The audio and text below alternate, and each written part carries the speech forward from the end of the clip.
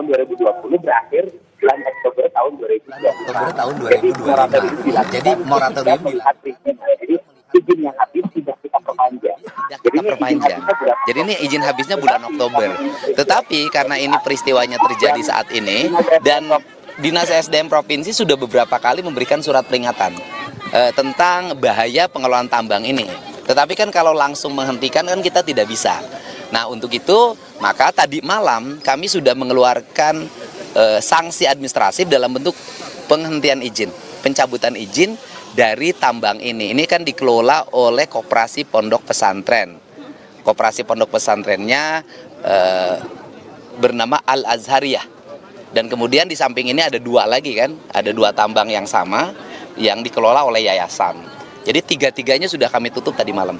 Pak, ini tapi kan informasi dari warga ternyata nggak cuma terjadi sekali kecelakaannya, tapi beberapa sebelumnya sudah pernah terjadi. Iya, masih bisa dapat izin, Pak? Izinnya kan tahun 2020, saya belum jadi gubernur, Mbak.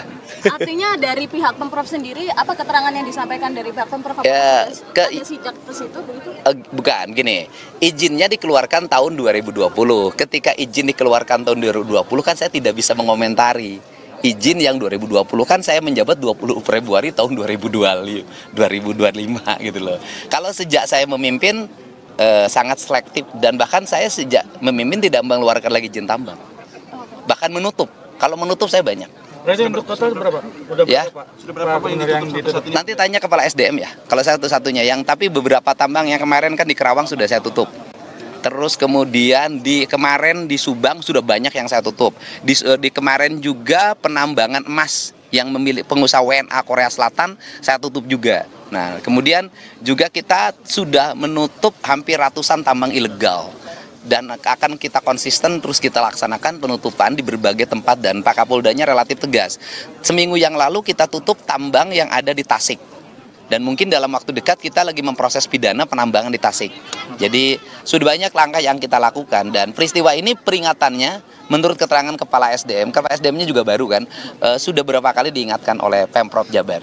Pak, sedikit Kang, ini kan korban mungkin saja ini kepala keluarga. Ya. Banyak keluarga yang terdampak. Oke. Bagaimana dari Pemprov? Yang pertama bahwa korban ini bukan hanya pegawai. Tetapi ada pedagang asongan kayak barusan punya anak 3. Terus kemudian juga ada mungkin sopir, mungkin kenek.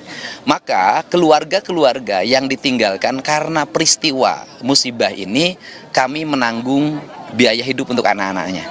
Kemudian juga kami sudah menyiapkan santunan untuk keluarganya. Tetapi juga saya meminta pada pengelola tambang untuk segera melakukan langkah-langkah penanganan sosial terhadap mereka yang jadi korban.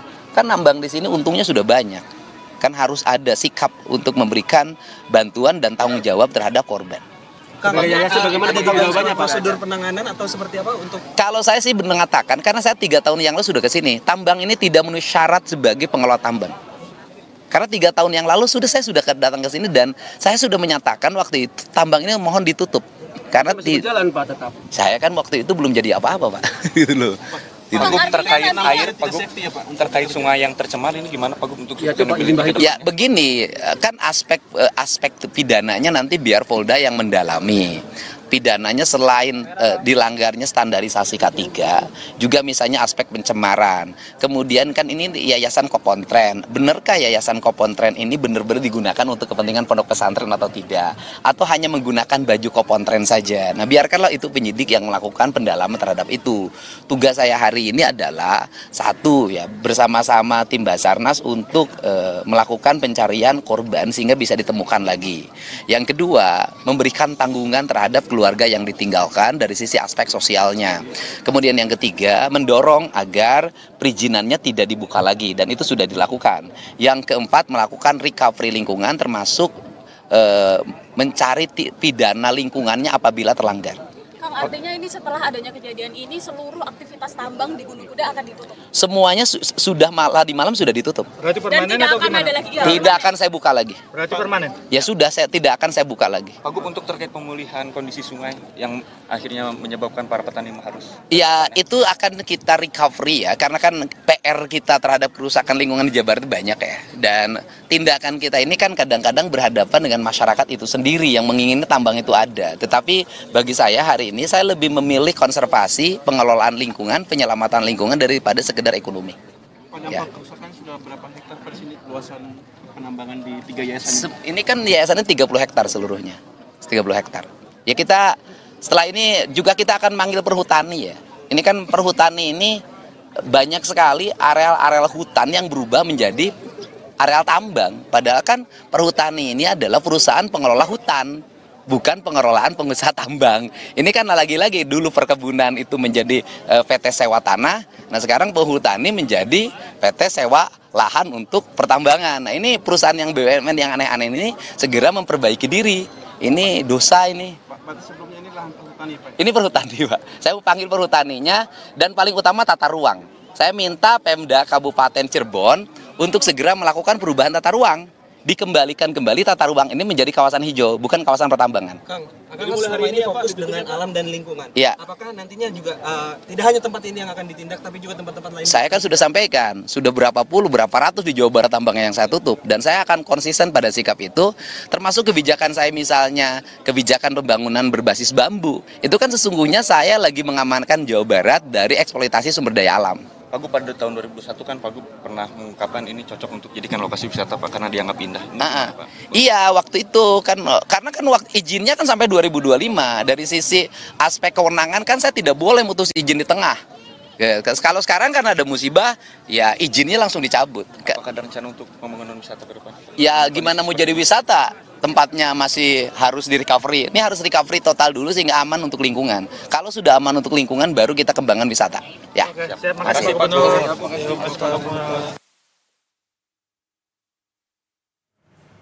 Itu tadi keterangan yang diberikan oleh Gubernur Jawa Barat Deddy Mulyadi terkait dengan musibah longsor yang terjadi di Galian C Gunung Kuda Kabupaten Cirebon. Ada sejumlah informasi yang tadi disampaikan bahwa Deddy Mulyadi selaku Gubernur Jawa Barat sudah memberikan surat peringatan untuk tambang sebelumnya dan juga tambang ini sudah diberikan sanksi. Sanksinya adalah pencabutan izin.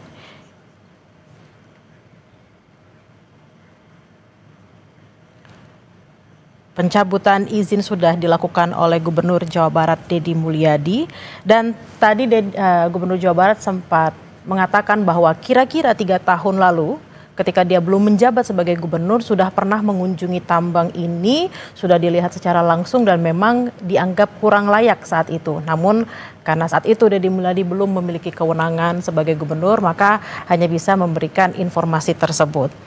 Lalu tadi dikatakan bahwa tambang ini dikelola oleh Yayasan Pesantren dan sudah ada 3 tambang yang dicabut sejak semalam. Dan nyawa orang yang hilang itu kan bukan hanya persoalan, dan ini bukan satu, jumlahnya sangat banyak. Untuk itu penambang harus bertanggung jawab terhadap peristiwa ini.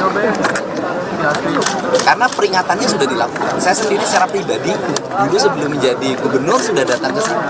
Dan saya meminta langsung untuk dihentikan. Karena menurut saya waktu itu kok nggak memenuhi standarisasi pengelolaan tambang yang memiliki basic K3. Dan ini memang kayaknya juga tidak punya inspektur tambang, tidak punya pengawas tambang, dan tidak punya ahli tambang. Mungkin kalau tambang plastik mereka punya. Pak, ini izin masih juga Oktober. Namun karena sampai Iya, kalau gini aja kan sudah menimbulkan problem. Ya kalau sudah problem ya cabut. Resiko yang saya cabut mereka gugatan PT UN. Ya nggak apa-apa itu resiko.